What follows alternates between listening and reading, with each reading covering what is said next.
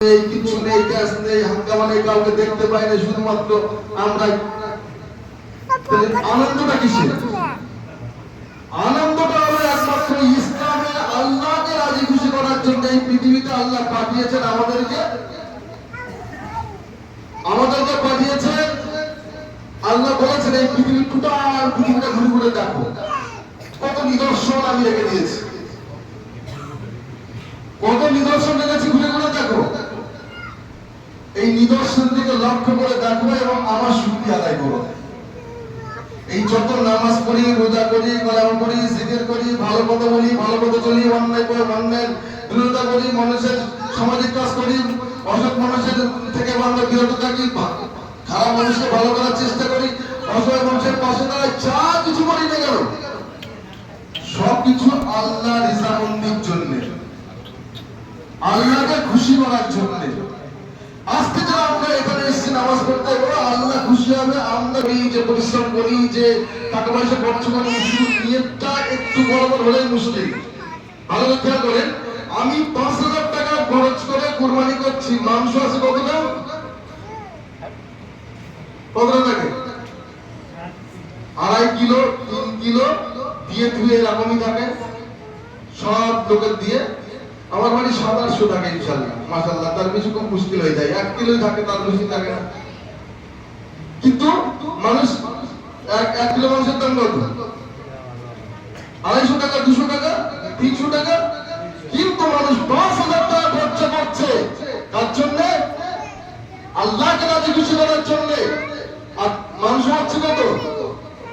২ KG. কিন্তু মানুষ কি ২ কেজির জন্য ২ কেজি মাংস কিনতে পারবে না? না, মানুষ আল্লাহকে ভালোবাসে, আল্লাহকে ভয় করে। আমরা তো গোশত খেতেই পারবো, উপরন্তু আমাদের আল্লাহকে, আমরা যে টাকাটা খরচ করছে আল্লাহকে ভালো রাজি খুশি করার জন্য, আল্লাহ রিজামন্দির জন্য। আমার এই পশুটাকে আমি কুরবানি করছি, আল্লাহ আমাকে দেখে নেবে, আমার দিন অন্তরটা দেখে নেবে, আমার কুরবানি কবুল হবে। বলছে মাটিতে পড়ার রক্ত, মাটিতে পড়ার আগ মুহূর্ত পর্যন্ত শরীর থেকে বার হবে রক্ত, নিচে আপনার যে বার হবে, আবার মাটিতে পড়ার আগ মুহূর্ত পর্যন্ত আল্লাহ এই কুরবানিকে কবুল করে, বলে সুবহানাল্লাহ। তাহলে সেই জায়গা দিয়ে আমাদের নিয়তটা ঠিক রাখতে হবে যে কুরবানি আর গোশতটা আপনার খাওয়া হয়ে যাবে। আমি জানলাটা করেছি, এখান থেকে আমার আজানের ধ্বনি আসবে, হাওয়াতে এমনিই আসবে। আমি যেটা ভালো আসবে সেটা ধরে নিয়ে আপনার নকলটা ধরে টানাটানি করবো না, আসল ধরনটাই ধরে। তাহলে নিয়তটা কি রাখবে? যে আল্লাহকে রাজি খুশি করার জন্য কুরবানি করছি। দেখেন ঠিক আটটায় ছেড়ে দেবো, এত সহজ না, ১ ঘন্টা টাইম দিতে হবে। যে কুরবানি আমাদেরকে করতে হবে, ইব্রাহিম নবী আলাইহিস সালাম কুরবানি করেছিলেন।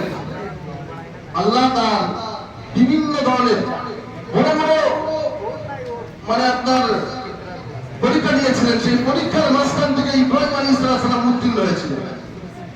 তো ইব্রাহিম নবী আলাইহিস সালামের যখন আল্লাহ পাক রব্বুল আলামিন বললেন, কালকে আলোচনা করছিলাম, ভালো খেয়াল করেন, ৮ বছর বয়স, ৮ বছর পরে ইব্রাহিম নবী আলাইহিস সালাম মক্কা নগরীতে গেলেন।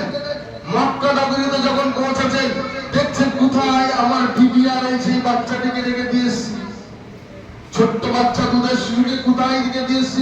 কিন্তু এখানে তো কিছুই ছিল না, সম্পূর্ণ মানে কোনো কিছু গাছপালা তরুণ না, কিছুই ছিল না। হঠাৎ করে এখানে এত ঘর বাড়ি সবকিছুই কেন?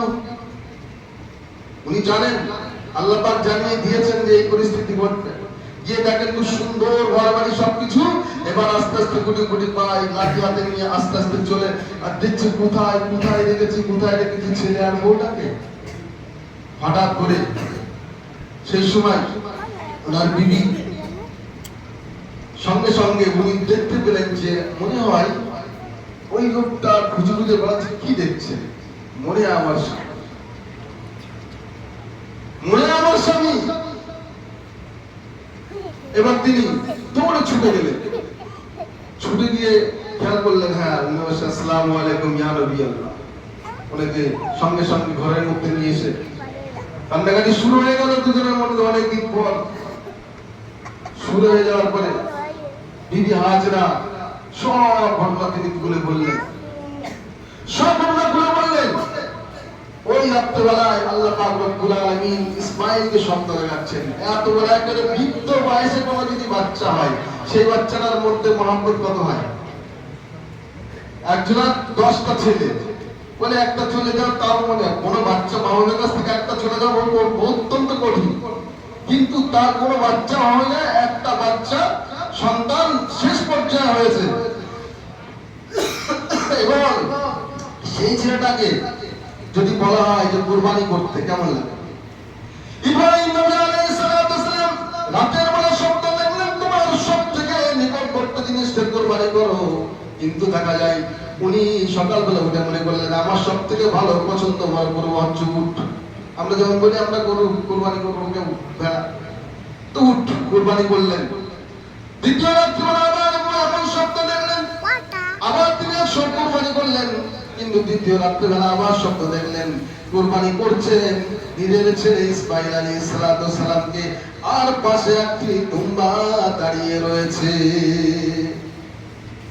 এই স্বপ্নটা যেমন দেখেছেন উনি বুঝতে পারলেন আমার একমাত্র ছেলে কলিজার টুকরা, আমি যাকে ভালোবাসি তার কুরবানি করব।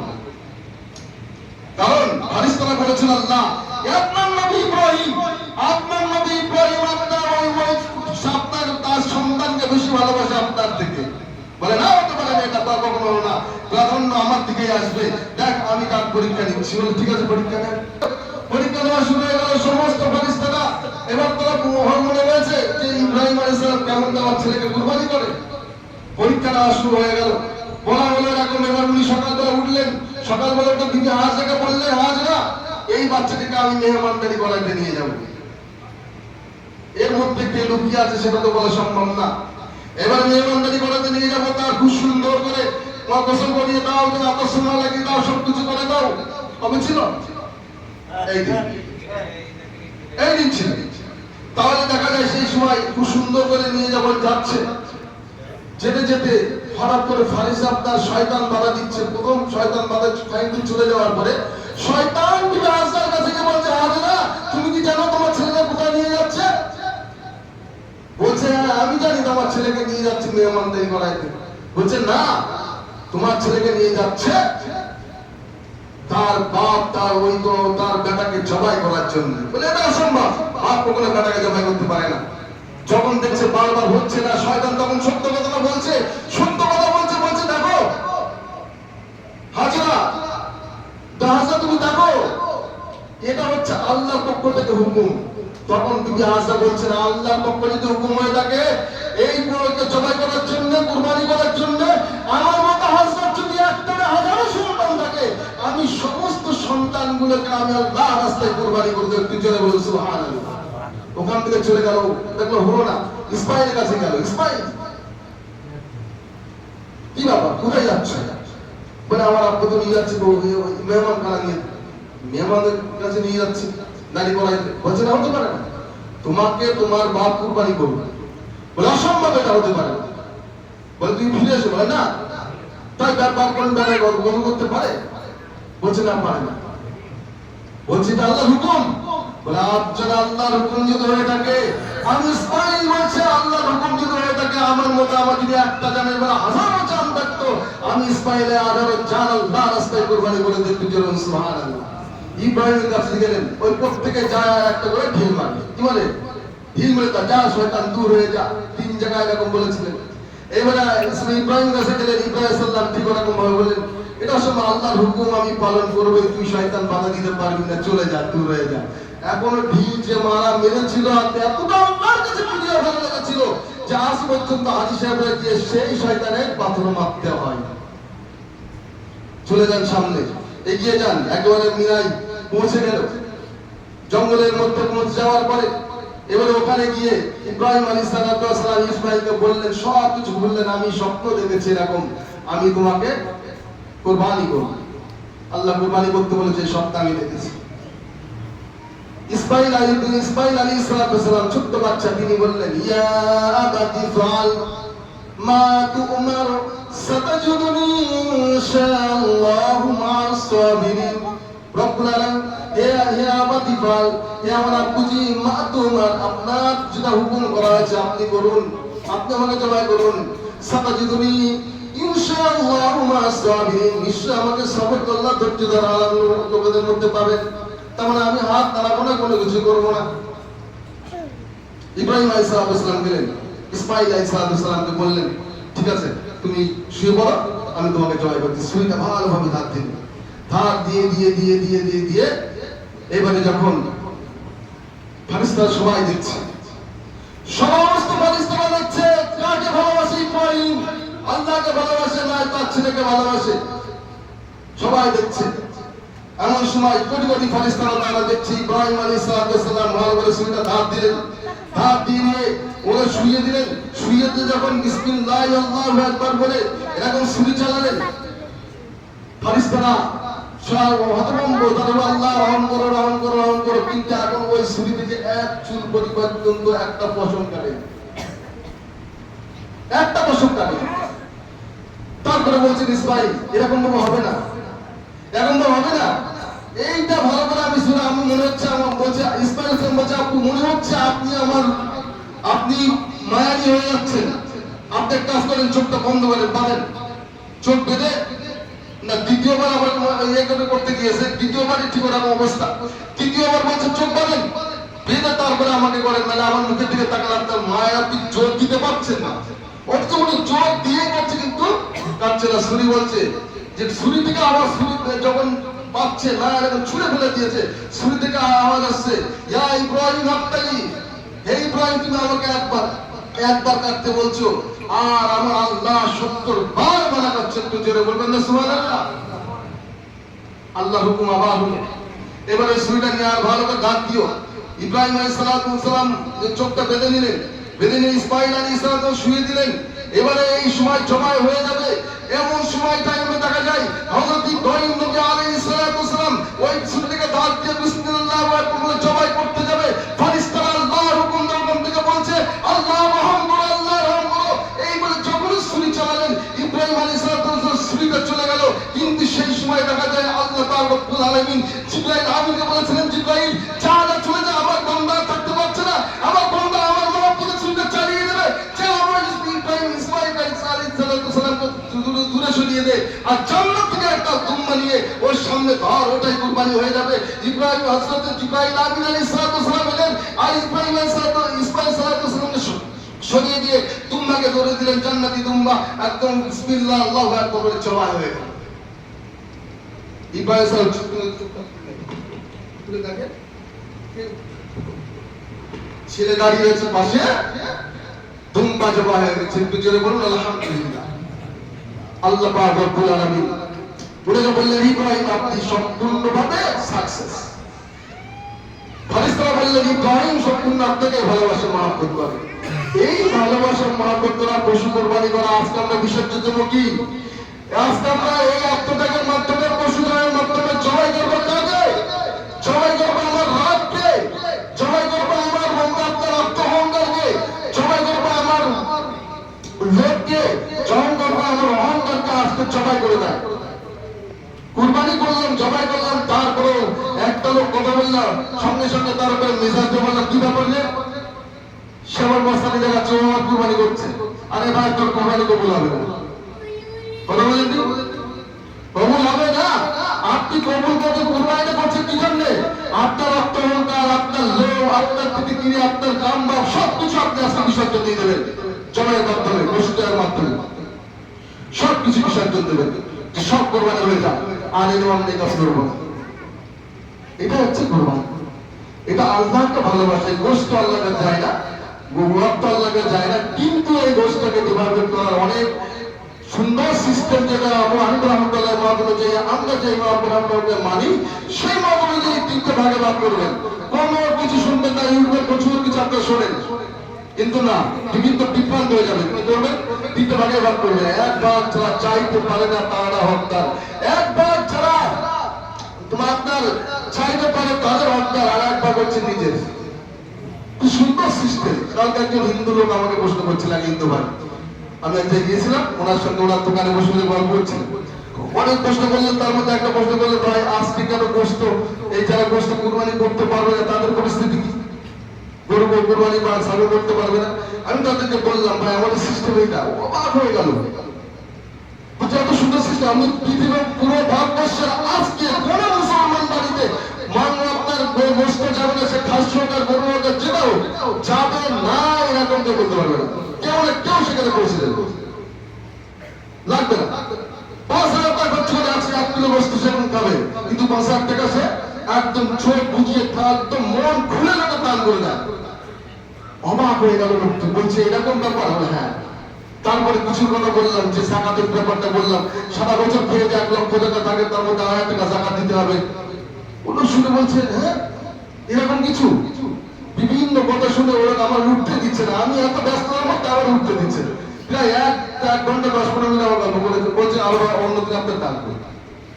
ব্যাপারটা আজকে এই আমরা কোরবানিটা করবো, সব কিছু ঠান্ডা মস্তিষ্কে সবাই কোরবানি করবো। পশুটা কোরবানি করতে গেলে তাকেও খুব ভালো আদর করে মহব্বত করে কোরবানিটা করবেন, আর সবাই বন্টন নেওয়া ঠিকঠাক ভাবে বন্টন করবেন। আর একটা কথা আমি আপনাদেরকে বলবো, সেটা হলো কি, অনেক সময় দেখা যায় আমরা এই জিনিসটা ভুল করি। এই কোরবানি জোরের যে যারা ছাড়াই, গরুর চামড়া যারা ছাড়াই, তাদের আলাদা করে পয়সা দেওয়া আপনার প্রয়োজন। ওই গোস্তের থেকে আপনি দিয়ে তাকে যদি ওই গোস্তের থেকে দিয়ে যদি বলেন যে এটা করতে হবে, হবে না। যে জবাই করছে কুরবানির মধ্যে কি থাকে, জবাই করা পয়সাটা কুরবানির মধ্যে সামনে। আমরা 5,000 টাকা দিয়ে খরচা করি, কিন্তু 50 টাকা যে জবাই কথা বলে, ছাড়ানোর কথা যে 200 টাকা বলে, তখনই গিয়ে কেন দিতে হবে? কেন দিতে হবে? কোথায় হবে কুরবানি আপনার? হবে কোথায়? কুরবানি আকিকা বা কুরবানি হত্যা হলো, জবাই করবে তার ন্যায্য মূল্য পয়সা দিতে হবে, যে ছাড়াবে তারও ন্যায্য মূল্য পয়সা।